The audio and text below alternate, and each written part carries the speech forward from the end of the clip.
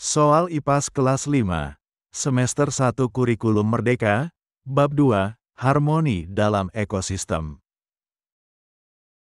Indikator soal nomor 1. Peserta didik dapat memahami konsep dasar rantai makanan dalam ekosistem, yaitu proses transfer energi dari satu makhluk hidup ke makhluk hidup lainnya. Soal nomor 1. Apa yang dimaksud dengan rantai makanan dalam ekosistem? A. Hubungan antara tumbuhan dan tanah. B. Proses transfer energi makanan dari satu makhluk hidup ke makhluk hidup lainnya. C. Siklus air dalam ekosistem. D. Proses fotosintesis pada tumbuhan.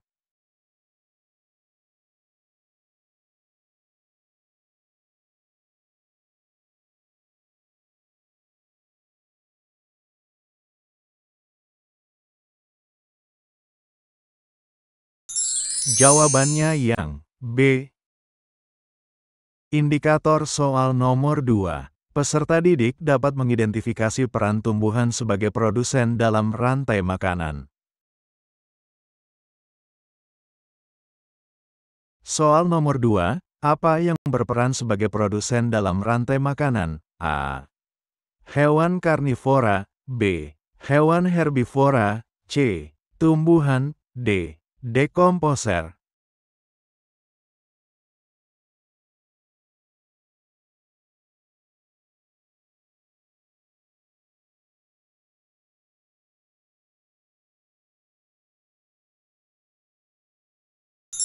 Jawabannya yang C. Indikator soal nomor 3. Peserta didik dapat mengenal peran konsumen tingkat 1 dalam rantai makanan, yaitu hewan yang memakan tumbuhan. Soal nomor 3. Dalam rantai makanan, hewan yang memakan tumbuhan disebut sebagai A. Konsumen tingkat 1. B. Konsumen tingkat 2. C. Dekomposer. D. Produsen.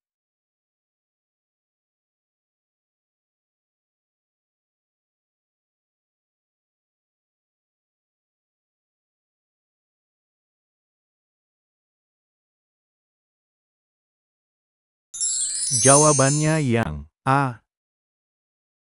Indikator soal nomor 4. Peserta didik dapat memahami peran dekomposer dalam menguraikan sisa-sisa makhluk hidup menjadi nutrisi yang bermanfaat untuk ekosistem. Soal nomor 4. Apa peran dekomposer dalam ekosistem? A. Memproduksi makanan. B. Menguraikan sisa-sisa makhluk hidup menjadi nutrisi. C. Memakan tumbuhan. D. Memangsa hewan lain.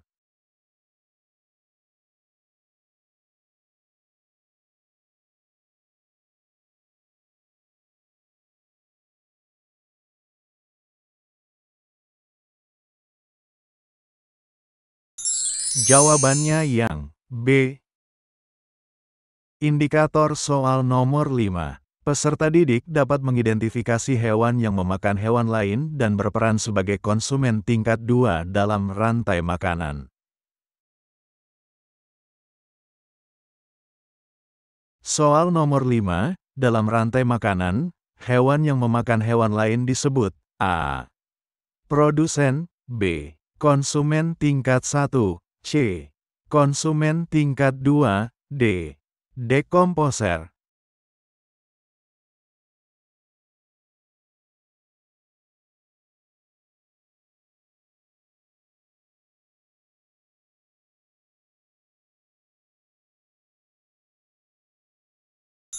Jawabannya yang C. Indikator soal nomor 6. Peserta didik dapat mengetahui bagaimana energi yang didapat dari makanan digunakan dan disimpan dalam tubuh makhluk hidup. Soal nomor 6. Apa yang terjadi pada energi saat makhluk hidup memakan makanan? A. Energi digunakan sepenuhnya. B. Energi disimpan dalam tubuh dan sebagian digunakan untuk aktivitas. C. Energi hilang begitu saja. D. Energi tidak terpengaruh.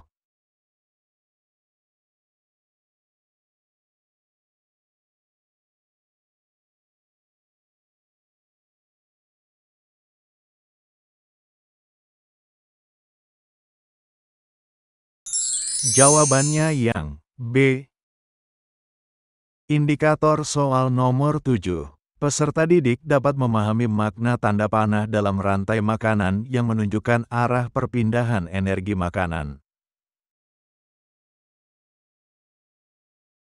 Soal nomor 7. Apa arti tanda panah dalam rantai makanan? A. Arah perpindahan makanan. B. Arah aliran air. C. Arah pergerakan hewan. D. Arah fotosintesis.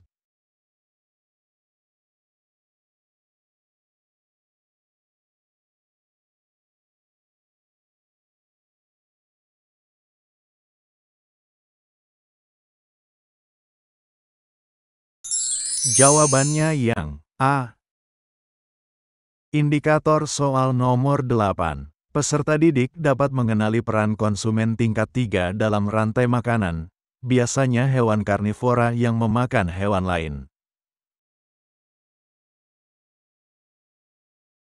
Soal nomor 8. Dalam ekosistem, apa yang berperan sebagai konsumen tingkat 3? A. Tumbuhan. B. Herbivora. C. Karnivora. D. Dekomposer.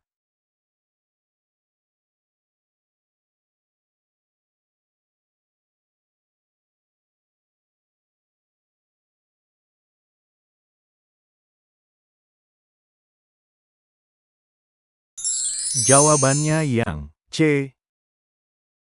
Indikator soal nomor 9. Peserta didik dapat menilai dampak dari hilangnya salah satu komponen rantai makanan terhadap keseimbangan ekosistem. Soal nomor 9. Apa yang terjadi pada ekosistem jika salah satu komponen rantai makanan hilang? A. Ekosistem akan tetap seimbang. B. Ekosistem menjadi lebih stabil. C. Keseimbangan ekosistem bisa terganggu. D. Energi akan berpindah ke tumbuhan.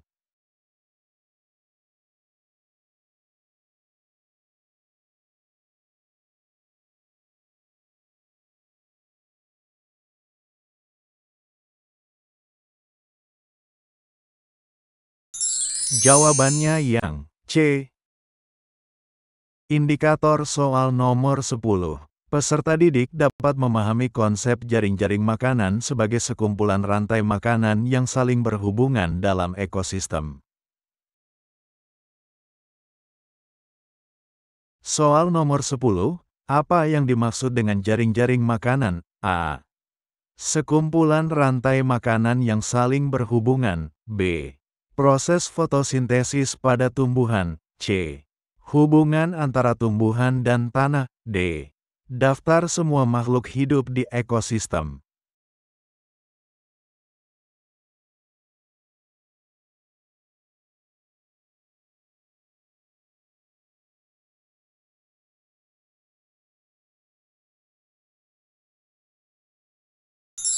Jawabannya yang A. Indikator soal nomor 10. Peserta didik dapat memahami konsep jaring-jaring makanan sebagai sekumpulan rantai makanan yang saling berhubungan dalam ekosistem. Soal nomor 11. Bagaimana piramida makanan berbeda dari jaring-jaring makanan? A. Piramida makanan menggambarkan hubungan makan dan dimakan. B. Jaring-jaring makanan menunjukkan jumlah energi yang tersedia. C. Piramida makanan menggambarkan banyaknya energi pada setiap tingkat. D. Jaring-jaring makanan tidak melibatkan energi.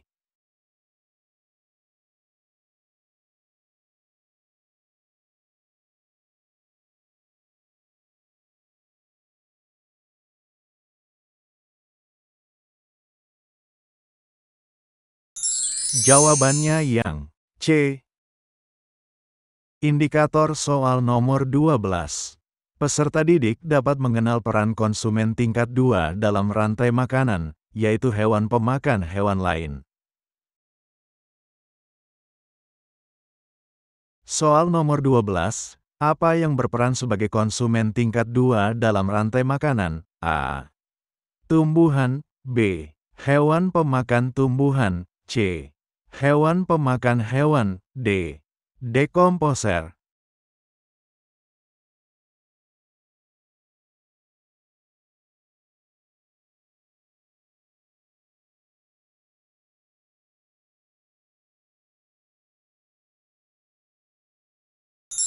Jawabannya yang C.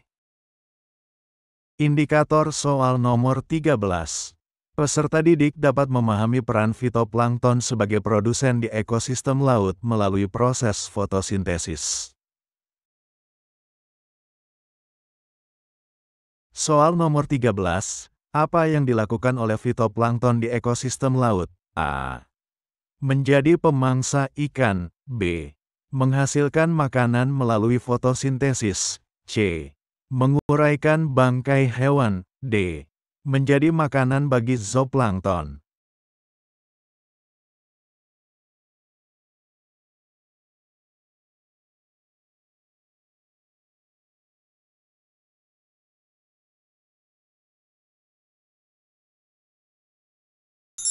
Jawabannya yang B. Indikator soal nomor 14. Peserta didik dapat menilai pentingnya peran dekomposer dalam menguraikan bangkai makhluk hidup dan mengembalikan nutrisi ke tanah. Soal nomor 14. Mengapa dekomposer penting dalam ekosistem? A. Mereka memproduksi makanan untuk konsumen. B. Mereka menguraikan sisa-sisa makhluk hidup dan kembali menjadi nutrisi. C. Mereka memangsa hewan lain. D. Mereka mengambil makanan dari tumbuhan.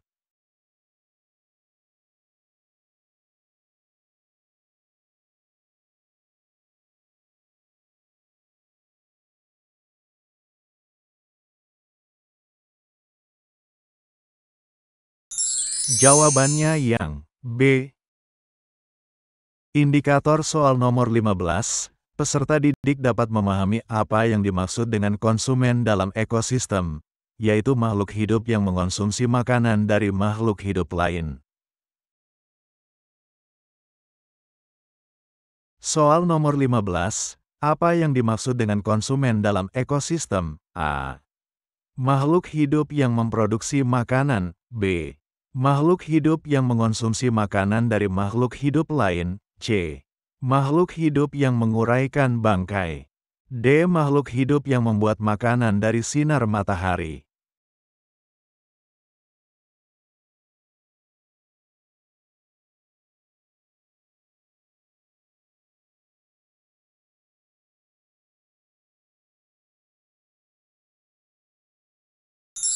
Jawabannya yang B.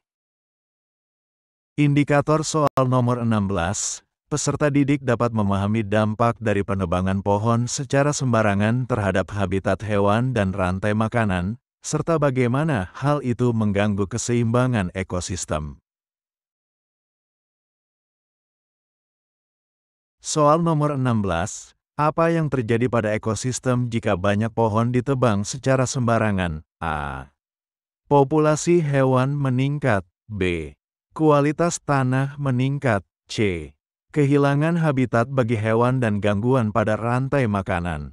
D. Jumlah air di sungai meningkat.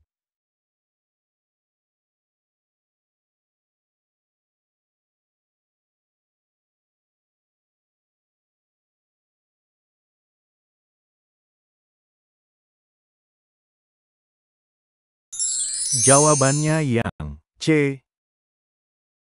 Indikator soal nomor 17. Peserta didik dapat menjelaskan efek kebakaran hutan terhadap ekosistem, termasuk kehilangan habitat dan dampak pada populasi tumbuhan dan hewan. Soal nomor 17. Apa dampak dari kebakaran hutan terhadap ekosistem? A. Menambah jumlah tumbuhan. B. Mengurangi jumlah tumbuhan dan merusak habitat. C. Meningkatkan populasi hewan. D. Menambah kesuburan tanah secara langsung.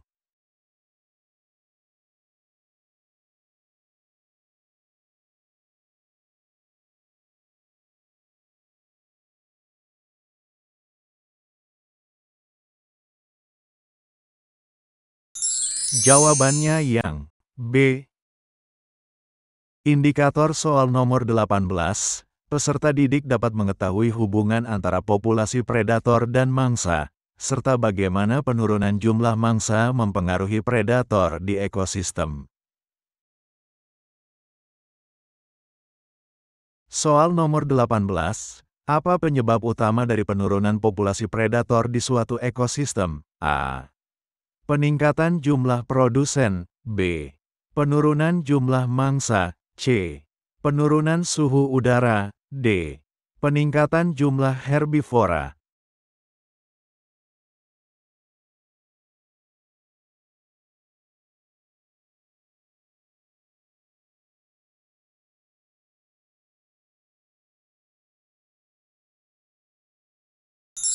Jawabannya yang B.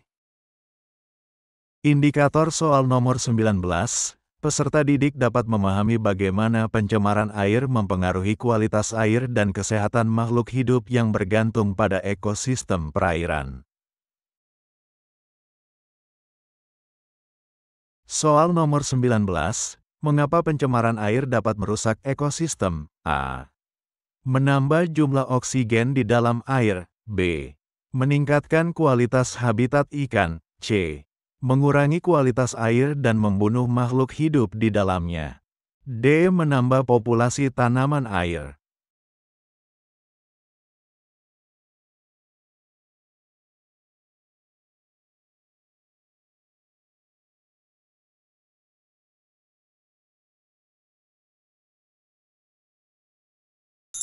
Jawabannya yang C. Indikator soal nomor 20, peserta didik dapat menjelaskan dampak dari tidak mengendalikan hama tanaman terhadap kesehatan tanaman dan ekosistem secara keseluruhan. Soal nomor 20, apa yang bisa terjadi jika hama tanaman tidak dikendalikan? A. Tanaman akan tumbuh lebih besar. B. Populasi hama tanaman akan menurun. C. Populasi hama tanaman akan meningkat dan merusak tanaman. D. Tanaman akan lebih banyak menghasilkan buah.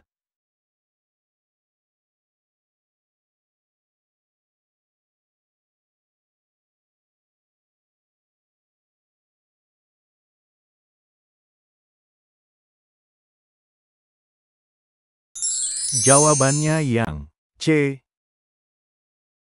Indikator soal nomor 21, peserta didik dapat memahami konsekuensi dari pembuangan sampah sembarangan di laut dan dampaknya terhadap habitat laut dan makhluk hidup.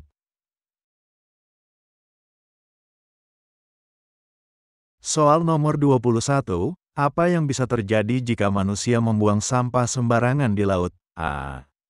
Meningkatkan kualitas air laut. B. Mengurangi polusi laut. C. Merusak habitat laut dan membunuh hewan laut. D. Menambah jumlah plankton di laut.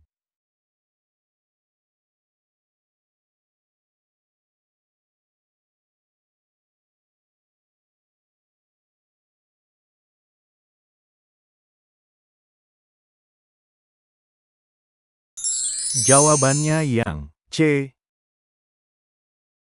Indikator soal nomor 22, peserta didik dapat mengetahui bagaimana pembangunan yang tidak terencana dapat merusak habitat hutan dan mempengaruhi keseimbangan ekosistem di sekitarnya. Soal nomor 22, bagaimana pembangunan yang tidak terencana di sekitar hutan dapat mempengaruhi ekosistem? A. Menambah jumlah spesies hewan. B. Mengurangi kualitas udara. C. Menghancurkan habitat dan mengganggu keseimbangan ekosistem. D. Meningkatkan pertumbuhan tanaman.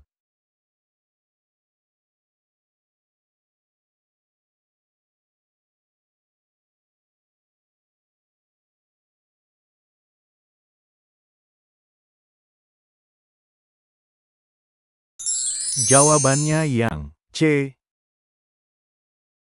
Indikator soal nomor 23, peserta didik dapat menjelaskan bagaimana perburuan berlebihan mempengaruhi populasi hewan predator dan konsekuensinya bagi ekosistem. Soal nomor 23, apa dampak dari perburuan berlebihan terhadap populasi hewan predator? A. Peningkatan populasi hewan mangsa. B. Penurunan jumlah hewan mangsa. C. Peningkatan jumlah tanaman. D. Penurunan jumlah herbivora.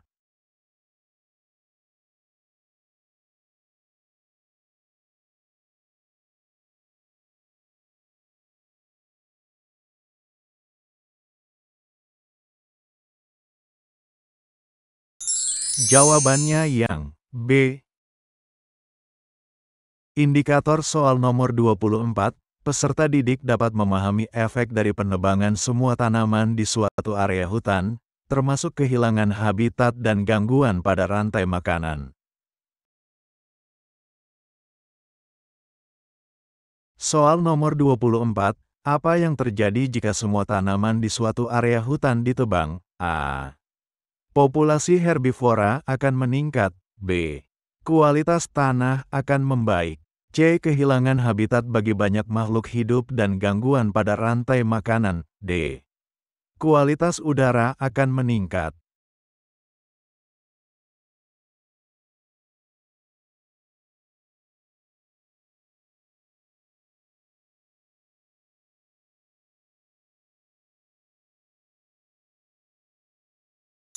Jawabannya yang C.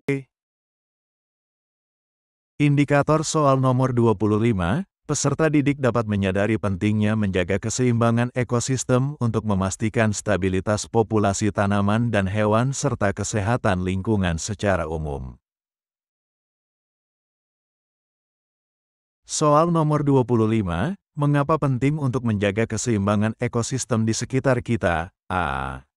Agar populasi tanaman dan hewan tetap stabil. B. Agar kita bisa memiliki lebih banyak ruang untuk pembangunan. C. Agar jumlah bencana alam berkurang. D. Agar jumlah energi matahari meningkat.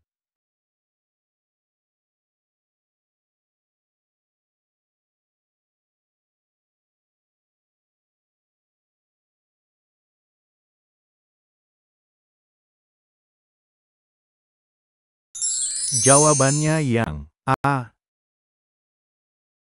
Terima kasih. Wassalamualaikum warahmatullahi wabarakatuh.